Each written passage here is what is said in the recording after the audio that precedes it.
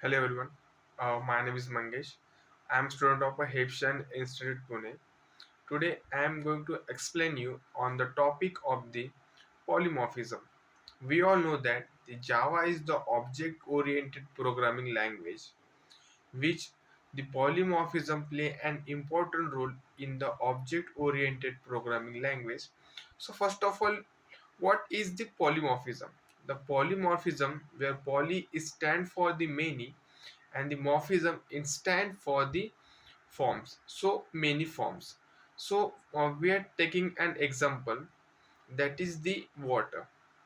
The water are having the different states like a solid states, liquid states, as well as the gaseous states. So if a water in the form of ice, we consider as the solid. If the water are in the form of the liquid, for example water, so it is the liquid. If the water in the form of air, we known as the air. So first, the water have the different form, that is solid, liquid and gaseous, but water is a constant. So that is polymorphism. It achieve the polymorphism. So there are the basic two types of the polymorphism. The first one is the runtime polymorphism, that we known as the static polymorphism, as well as uh, we known as the static early binding, sorry, early binding. And the next one is the runtime polymorphism, that is dynamic polymorphism, as well as the late binding morphism. So moving forward and talking about the method overloading in Java, there are the two types, that is method overloading as well as the method overriding. So moving forward and talking about the method overloading, so in the morphism, if you want to achieve the method overloading, at that time there are the three conditions. The first one is the same class, same method name, and different parameters. So this condition, if you satisfied, you achieve the method overloading in Java. So what is the basic difference between the runtime and the compile time polymorphism? So in compiled polymorphism, the it is depend and the done by the compiler, and while in the runtime it is achieved by the JVM. So moving forward and talking about the method overloading in Java, we I already explained you about the three method, that is the in the same class.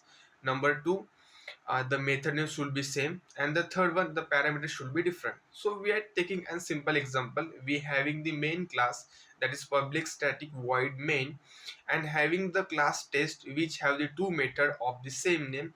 Consider the method name should be the void 1 and void show method 1 and void show method 2. The method 1 and 2 I consider to understand you. So if we create the two method having same name, having the in same class, and with no any argument, that is parameter, but it was not when we create an object, it does not understand by the JVM, and it should show the compile error. So what should we do? We are taking an example. If we provide the data types in the method, so and create the object and call the method, at that time we the compiler knows that the first method have the value of integer, so it call that method and you will get the output. The second one, the we should have the sequence same. If we create the sequence like a integer and the string, and if we create an object and call the string and the integer, it won't work, it show error. Your sequence should be same. And the last one is the number of data types.